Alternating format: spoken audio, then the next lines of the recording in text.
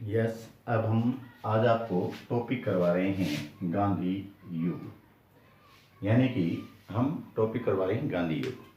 गांधी का जन्म से लेकर उसकी मृत्यु तक सारी डिटेल आज हम गांधी युग में बताएंगे। वैसे तो गांधी युग बहुत लंबा है, लेकिन इतना लंबा कोई हमारे नहीं आता, ठीक है। तो हम गांधी युग जो मेन बातें हैं गांधी युग की, सिर्फ हम वही बताएंगे भी गांधी युग में क्या हुआ।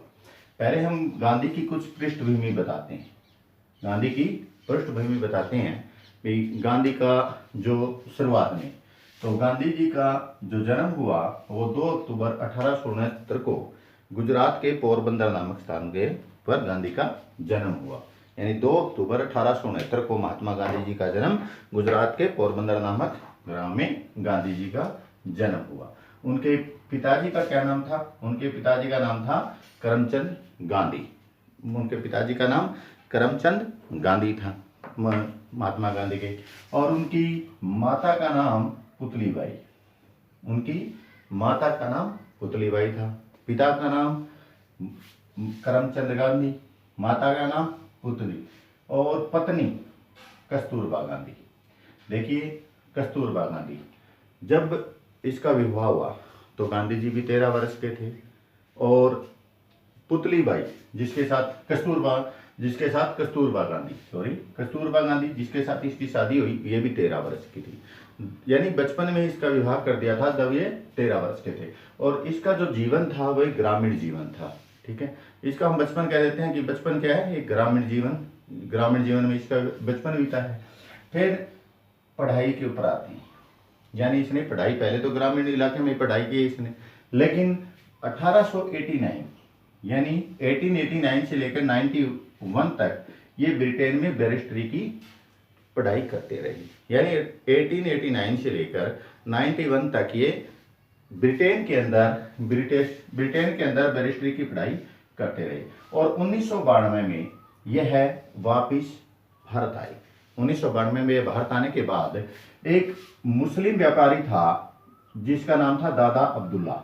एक मुस्लिम व्यापारी था जिसके ऊपर केस था। दादा अब्दुल्ला नाम का ये व्यापारी था, और उसने गांधी जी से आग्रह किया कि वह अफ्रीका आए, यानी अफ्रीका चले, उसका मुकदमा लड़ने के लिए चले। तब गांधी जी 1893 गांधी जी अफ्रीका के लिए रवाना हो गए। 1893 यानी 1893 से गांधी जी अफ्रीका के लिए रवाना हो गए। अफ्रीका के अंदर ही उसने नडाल इंडियन कांग्रेस की स्थापना 1894 में की।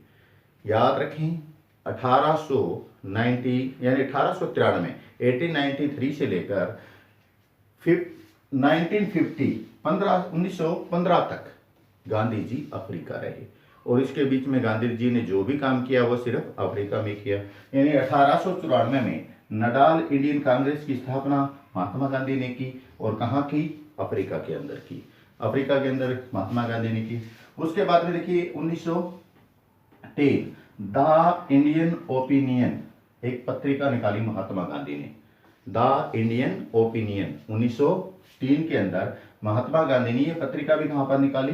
दक्षिणी अफ्रीका के अंदर। यानी कि 1915 से पहले जो भी काम करता है महात्मा गांधी सिर्फ दक्षिणी अफ्रीका में होता है। अब देखिए 1904 में महात्मा गांधी ने अफ्रीका के अंदर फिनिक आश्रम की स्थापना की। महात्मा गांधी ने अफ्रीका के अंदर एक फिनिक आश्रम की स्थापना की। 1904 के अंदर फिनिक आश्रम की स्थापना की।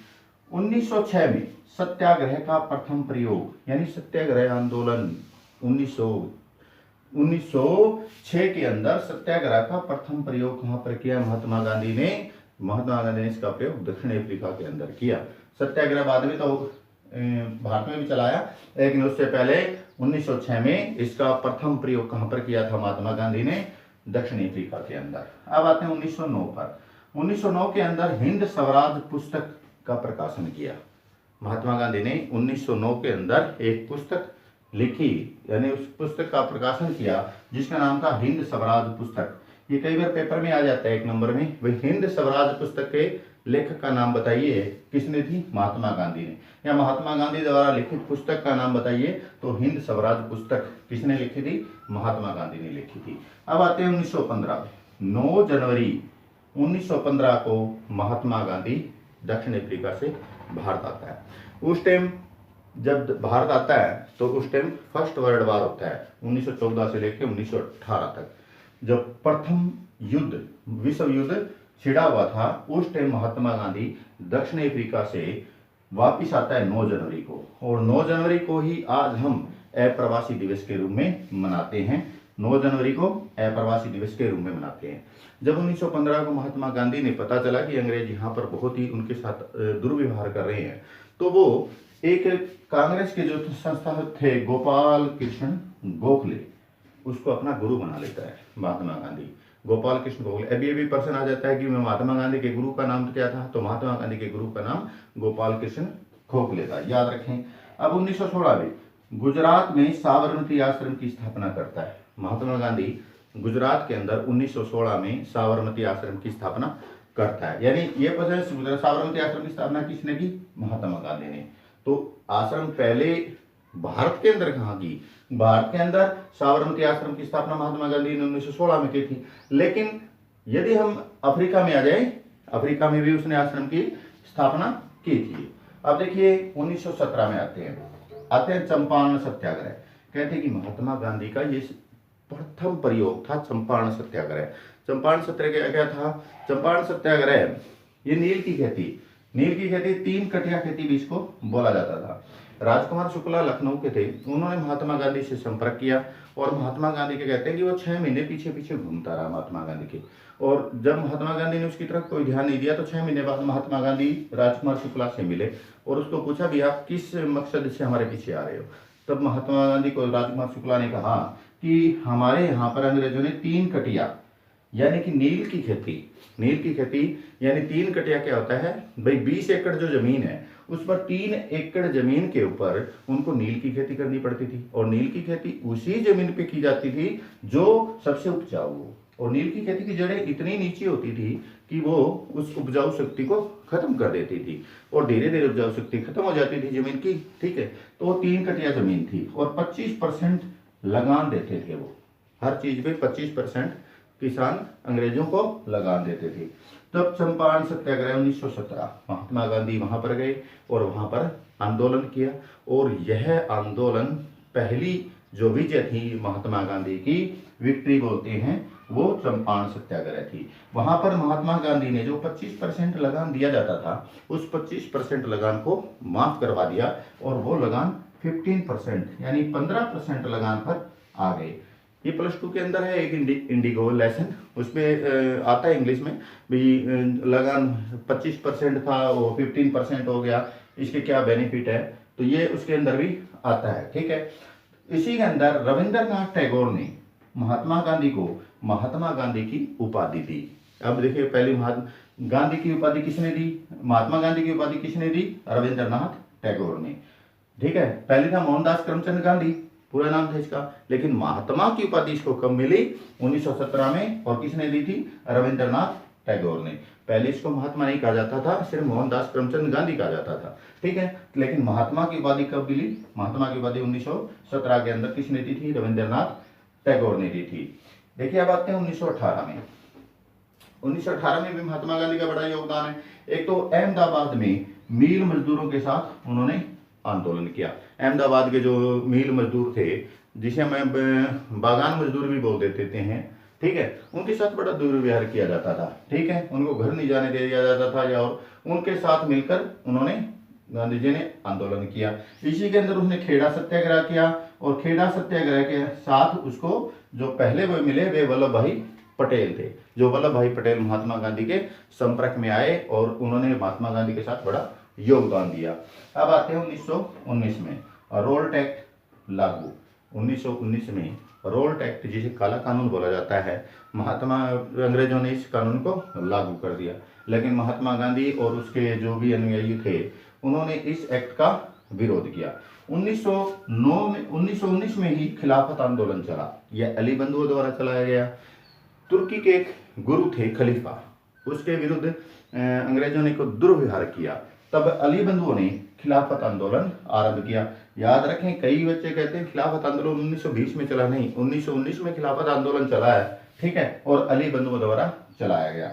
1919 में ही जलियांवाला बाग हत्याकांड हुआ। 13 अप्रैल 1919 को जलियांवाला अमृतसर के अंदर बाग में निर्दोष लोगों की हत्या कर दी गई थी। और उस टाइम में अंग्रेजों के जनरल थे, जो अंग्रेजों के जो जनरल थे, जनरल डायर, उसने अंधाधुंध लोगों पर गोलियां चलाई थी। 13 अप्रैल 1919 को जलियांवाला बाग हत्याकांड।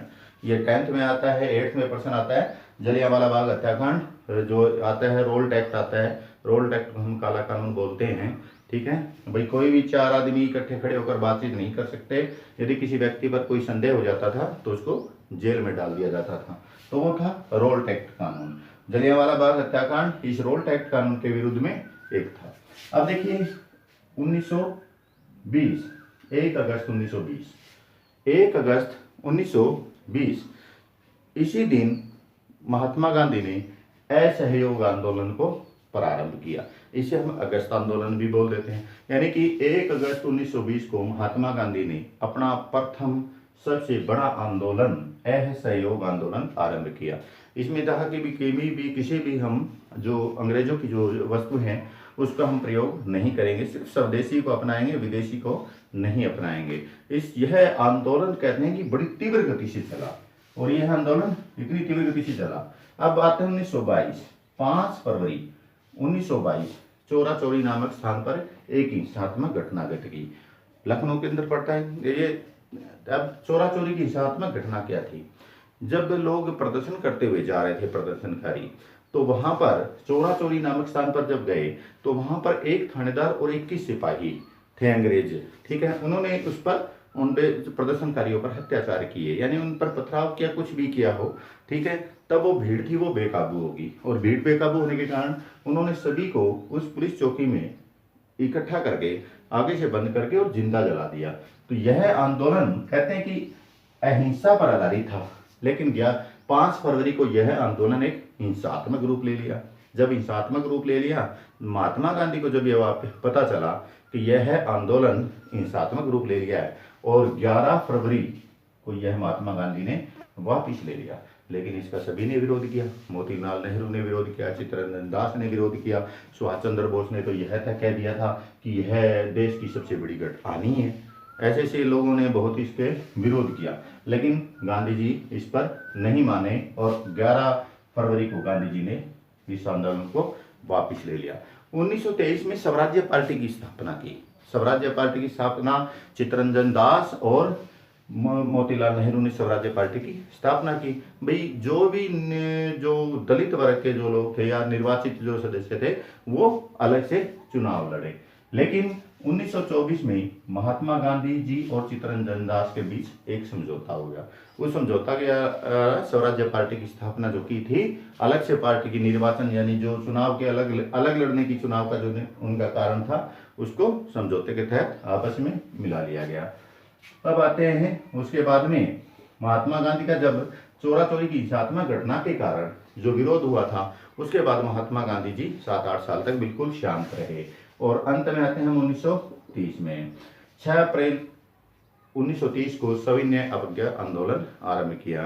कहते हैं कि 12 मार्च 1930 को गांधी जी साबरमती आश्रम से दांडी की यात्रा के लिए निकले। उस समय उसके साथ 78 सदस्य थे। जब ये धीरे धीरे आंदोलन आगे चलता गया तो यह एक उग्र आंदोलन रूप धारण कर लिया। और देखिए एक 10th के अंदर इसमें प्रश्न आता है कि 1930 में महिलाओं ने इसमें ज़्यादा सबसे बड़ा भाग लिया था।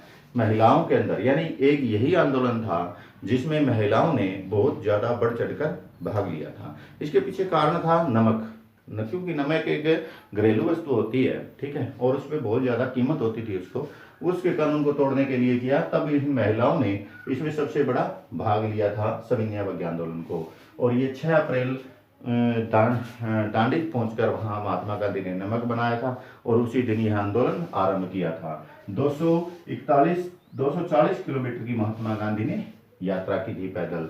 कहते हैं कि 78 सदस्यों के साथ ये आंदोलन आरंभ किया, लेकिन दांडी पहुंचे तब लाखों की संख्या में वहां पर लोग मौजूद थे। तो यह आंदोलन भी 2 बार चला, ठीक है। एक तो 1930 से लेके 1931 में इसे वापिस ले लिया गया। 1932 से 1934 के बीच आंदोलन फिर चलाया गया, लेकिन इतना सक्सेसफुल नहीं हुआ। लेकिन 1930 में सभी ने आंदोलन एक आग की तरह पूरे भारत में फैल गया था। ठीक है, अब आते हैं 1931, 5 मार्च गांधी इरविन समझौता। गांधी जी के बीच 5 मार्च 1931 को एक समझौता हुआ, जिसे हम 11 सूत्रीय मांग कहते हैं। 11 सूत्री मांग पर यानी कि इरविन ने कहा कि हम आपकी 11 जो मांगे हैं वो पूरी मान लेंगे। वो गांधी इरविन समझौता था, लेकिन इरविन ने इसको नहीं माना और 1932 में यह आंदोलन सविनय अवज्ञा आंदोलन फिर दोबारा से वापिस चला गया। अब देखिए, इसमें ही एक आता है प्रथम गोलमेज सम्मेलन। प्रथम गोलमेज सम्मेलन हुआ ब्रिटेन के अंदर। उसके अंदर क्या था, एक गोल मेज होती थी, उसके बीच चारों ओर जो अधिकारी होते थे बैठ के मंत्र करना करते थे, उसे गोलमेज सम्मेलन का नाम दिया जाता था। लेकिन प्रथम गोलमेज सम्मेलन के अंदर कांग्रेस पार्टी ने भाग नहीं लिया था। उसके बाद में 1931 में आता है दूसरा गोलमेज सम्मेलन। प्रथम 1930 में था, दूसरा 1931 में था। एक 1931 वाले गोलमेज सम्मेलन में महात्मा गांधी ने भाग लिया था कांग्रेस की तरफ से 1931 में, और तीसरा हुआ था 1932 में गोलमेज सम्मेलन। उसमें भी कांग्रेस ने भाग इसमें नहीं लिया था, क्योंकि 11 सूत्री मांग नहीं मानी गई थी। भारत की ओर से सिर्फ एक थे B.R. अम्बेडकर। जो B.R. अम्बेडकर थे, सिर्फ इसी ने तीनों गोलमेज सम्मेलन में भाग लिया था। ठीक है, अब आते हैं 1932 में पूना पैक्ट। पूना पैक्ट क्या, B.R. अम्बेडकर और गांधी जी के बीच एक समझौता हो गया। गांधी जी के बीच और B.R. अम्बेडकर के बीच एक समझौता हुआ, क्योंकि 1932 में B.R. अम्बेडकर ने अपने एक अलग कहा कि हमारे जो प्रतिनिधि, जो इलेक्शन के लिए प्रतिनिधि चुने जाते हैं, यानी कि हमें दलित वर्ग के लिए 71 सीटें अलग से, यानी कि 71 प्रतिनिधि दलित के अलग से चुने जाएं। उसमें सिर्फ दलित ही खड़ा हो या दलित के लिए 71 सीट रिजर्व रखी जाए। लेकिन महात्मा गांधी इसके पक्ष में नहीं थे। उसने कहा कि हम आपके सदस्यों की संख्या बढ़ा देंगे, यानी कि आपके जो प्रतिनिधि थे दलित उनकी सीटें बढ़ा देंगे, लेकिन आपको अलग चुनाव नहीं लड़ाएंगे, आप कांग्रेस पार्टी की तरफ से चुनाव लड़े।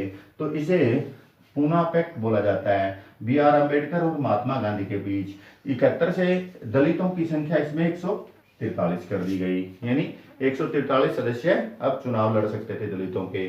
1934 में सविनय अवज्ञा आंदोलन को समाप्त कर दिया गया और इसे वहीं से समाप्त कर दिया गया। उस समाप्त करने के बाद गांधी जी की बड़ी अवहेलना हुई। फिर गांधी जी ने यह आंदोलन फिर दोबारा से समाप्त कर दिया। कुछ दिन में गांधी जी शांत रहे। 1937 में प्रांतीय इलेक्शन भी हुए, उसमें कांग्रेस ने सरकार बना ली। लेकिन 1940 में व्यक्तिगत सत्याग्रह आंदोलन महात्मा गांधी ने स्टार्ट किया। उसके प्रथम सदस्य का नाम विनोबा भावे था। जो सत्याग्रह आंदोलन के जो प्रथम सदस्य थे, प्रथम जिन्होंने विनोबा भावे थे। सेकंड उसके जवाहरलाल नेहरू थे। कभी आ जाए एक नंबर में, प्रथम कौन थे, विनोबा भावे, और सेकंड जवाहरलाल नेहरू। अब आते हैं 1942 पे। ये है क्रांति का सबसे लास्ट आंदोलन था, और इसी आंदोलन के कारण भारत आजाद हुआ था। 8 अगस्त 1942 को महात्मा गांधी ने भारत छोड़ो आंदोलन, सबसे बड़ा आंदोलन चलाया। अभी अंग्रेजों, अब आप भारत छोड़िए, और गांधी जी को यहीं पर गिरफ्तार कर लिया गया और आगा खा प्लेस में गांधी जी को रखा गया। गांधी जी को, उसके बड़े बड़े नेताओं को 8 अगस्त की मध्य रात्रि को गिरफ्तार कर लिया गया और उसे आगा खा प्लेस के अंदर रखा गया गांधी को। लेकिन यह आंदोलन, जो अन्य नेता थे कांग्रेस के, उनने इस आंदोलन को बड़ी तीव्र गति से चलाया और पूरे भारत के अंदर यह आंदोलन बड़ी तेजी से चला। ठीक है, उसके बाद में कई चीजें आई, लेकिन हम महात्मा गांधी की बात करेंगे। 1947 में महात्मा गांधी के सहयोग के द्वारा भारत आजाद हुआ, लेकिन भारत 2 भागों में बट गया, भारत और पाकिस्तान। पाकिस्तान को 14 अगस्त को अंग्रेजों ने आजाद किया और भारत को 15 अगस्त 1947 को आजाद किया। आजादी मिल गई, लेकिन उस समय सांप्रदायिक दंगे भिड़ गए, यानी हिंदू और मुसलमानों में, जो अंग्रेज चाहते थे कि इनमें आपस में फूट पड़े, और सांप्रदायिक दंगे 1947 के अंदर भड़क गए। तब भी महात्मा गांधी बिल्कुल शांत नहीं बैठे, और महात्मा गांधी कलकत्ता में इन दंगों से जो लोग घायल हो रहे थे उनकी सेवा में जुट गए। 1947 में महात्मा गांधी ने कलकत्ता के अंदर जितने भी थे उनकी सेवा की। लेकिन 1948 30 जनवरी 1948 को नथुराम गोडसे ने महात्मा गांधी को गोली मारकर हत्या कर दी। कहते हैं कि महात्मा गांधी के लास्ट में जो शब्द निकले वे हे राम निकले, और 30 जनवरी 1948 को नथुराम गोडसे ने महात्मा गांधी को गोली मारकर हत्या कर दी। अब यहीं से हमारा ये गांधी युग समाप्त होता है। ठीक है, हमारी वीडियो आपको कैसी लगी हमें कमेंट्स करके जरूर बताएं। चैनल को लाइक करें, शेयर करें, चैनल को सब्सक्राइब जरूर करें।